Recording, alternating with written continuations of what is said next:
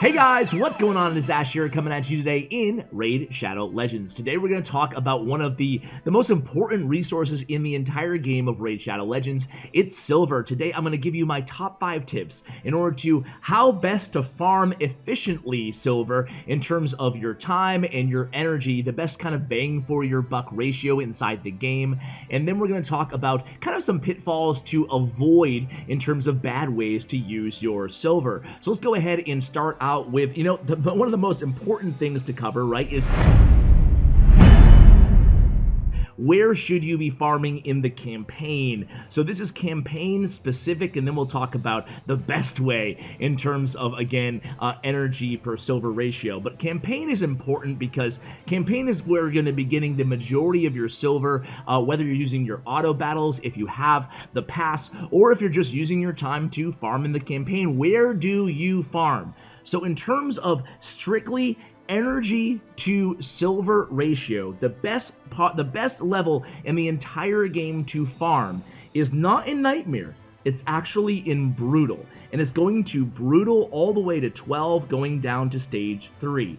This is the best area to farm in the campaign inside Raid Shadow Legends. So why is it not Nightmare 3, you ask? Well, Nightmare 3 gives you about 18 to 19k silver, but it costs double the energy to go ahead and enter into those battles. Whereas in Brutal, you get about 10 to 11k silver, but it costs half the amount of the energy. And why not 12.7 or 12.6? Actually, shields sell for just a little bit more silver. So all those shields that you get when you're farming, you can sell those, and although it's only a little bit more silver, like I said, I think around 10% or so, don't quote me on that, but it adds up over time. Think of every single time you farm in the campaign. If you go a month with farming without the shields, compared to a month of farming another artifact, you're going to be getting way more silver off of those shields. So again, in Brutal, level 3, it's the best spot to farm inside the campaign. Again, factoring in your energy. In terms of just the overall sheer amount of silver per battle, of course it would be Nightmare in stage 3. Now this is not an XP guide, but if you're going after XP, you can go down to stage 6 in Brutal, again, or in Nightmare depending, but that's the best experience spot to farm inside the game. Let's go ahead and move on to tip number 2. Alright, so tip number 2, I'm just going to come out and say it. Where's the best spot to get silver in terms of, again, the very best spot? Not just campaign, but anywhere inside the game. Most of you guys probably already know this, but it is definitely the Spider's Den. So Spider's Den, selling your accessories. This is not talking about farming the accessories, which is also very beneficial, getting you better jewelry, in the game, but it's so much more lucrative for silver as well. So you can kind of do both at the same time, try to get those accessory upgrades, and at the same time, you'll be farming a boatload of silver. Now, many people have done the math on this, but farming in Spiders versus campaign, where we just talked about, you can earn double all the way to 5 times, depending on what level and your drops and your champions, of course, the amount of silver, but it's substantially more, again, selling all of these accessories that you get in Spider. Now, what would my Spider technique be? What would my strategy be? I would try to get a Spider team to clear level 13 as soon as you can. I would prioritize that because on stage 13, it's a void affinity, so you won't get any bad affinity matchups, but more importantly than that, you can get your 6-star artifacts, your 6-star accessories on stage 13. So Spiders 13 is where you can start farming in the Spiders, and then in Spider's Den level 20, that's where you're going to want to get a really, really solid team and just speed farm stage 20, and you can make million plus silver an hour, sometimes way more depending on the speed of your team. But again, in terms of your energy ratio to silver gained, Spiders is far and away the best spot to earn silver inside Raid Shadow Legends. Let's move on to tip number 3.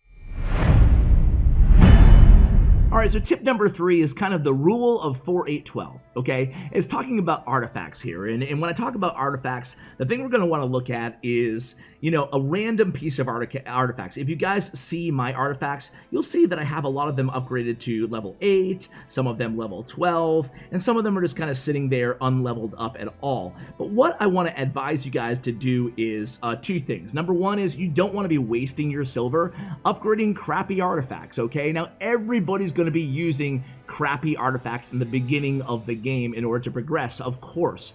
However, when I say crappy, I don't mean in terms of the level or the rarity of the artifact. I mean in terms of flat stats versus percentage stats. So for example, if we go to this chest here, I have an attack percentage on the chest, flat stats, so attack, you know, 300 or whatever, that would be a poor choice, okay? You don't want to concentrate on flat stats either on your gauntlets, on your chest, or on your boots, okay? Instead, you want to be focusing on percentages. You should not be wasting your silver upgrading flat stat artifacts, even if they're legendary or epic, unless you just absolutely have nothing else to spend it on. Because the truth is, when you progress through the game to the mid game and even to the late game, you're just going to be trashing all of those artifacts that you wasted silver essentially in putting them into and upgrading. I would go with a percentage stat artifact instead over a flat stat, even if it was worse in terms of the substats and in terms of the level of that artifact. Now, when I say the rule of 4-8-12, what you guys want to do is, you know, take a look. Let's take a look right here, for example.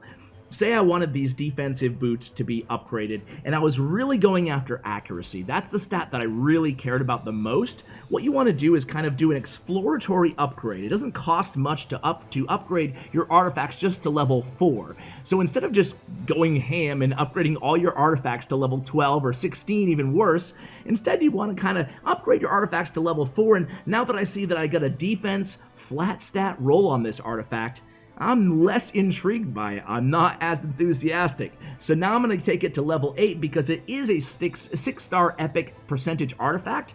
So I haven't ruled it out yet, but if I get another roll on defense, I'm not going to be too happy about it, and that's exactly what happened. So this is actually a great example. Because it is a destroy artifact, which I'm not a huge fan of this set, and I got 2 of the crappiest rolls I could possibly get on this artifact, I'm personally going to sell it. Now, you might not be in the position where you're selling 6-star defensive percentage artifacts. However, it is kind of a good example of the process that I go through. Okay, I wanted those rolls to be on accuracy or on crit damage. I got them on the worst stat on this piece of gear, so I'm going to go ahead and sell it instead of wasting my silver to upgrade it just for the hell of it because, hey, it still is a defensive percentage. No, you just go ahead and sell that. Now, I've made mistakes. Everybody makes mistakes in this game. I think I might have a piece of gear around that is a crappy upgrade. You can make an argument that the accuracy chest is a crappy upgrade, but I have another one. I forgot where it is. I just don't have the heart to destroy it.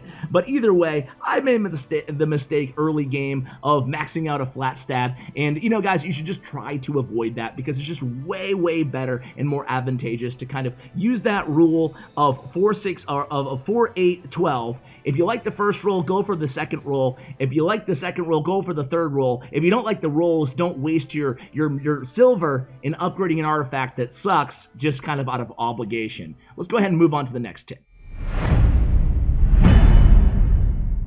So the next tip is going to be rather obvious, but it bears repeating, is focus on farming, especially in the early to mid game. You should be focusing on probably 2 or 3 teams, right? You want an arena team so you can farm the arena and farm your Great Hall, but you want your campaign team. You want to focus on getting that one team of 6-star champions so you can actually farm faster and more efficiently. And hey, if you haven't gotten there yet, you can get your way to 12-3 on Brutal, okay? So that should be your first priority in terms of optimizing silver. You need a team of champions to actually get there first. So don't be afraid of upgrading and 6-starring champions. And hey, even if you don't have the best gear in the game, go ahead and upgrade some of those percentage artifacts that we just talked about to level 12 to get you by until you get better artifacts. And you're only going to get better artifacts by having more silver and a better team to actually get there, right? And then the other priority, of course, should be a spiders team. You should go ahead and take a look at the websites. I'll link one below. I always suck at saying the name. What is it? I'm just gonna call it I don't even have it up right now. A-Love, we'll call it, the best Raid Shadow Legends website in the game, I think. It will be linked below in this video for kind of future reference. It also has some great charts, including experience and gold charts that actually, or silver charts, that actually used inside this video to help make sure that the advice I'm giving you guys is accurate. So focus on teams, focus on upgrading one team of champions, one campaign farming team of champions. If you pull a champion, it's a great Fire Knight champion. It doesn't necessarily mean that you should, hold everything and go make a Fire Knight team. No, you really want to make sure you have that really good campaign team first, and then focus on Spider's Den, on the arena as well. Oftentimes the campaign team can still kind of work in the arena, especially in the early to mid game. So that should be your focus in terms of champion training. Don't diversify too much outside your main campaign team, especially early on in this game.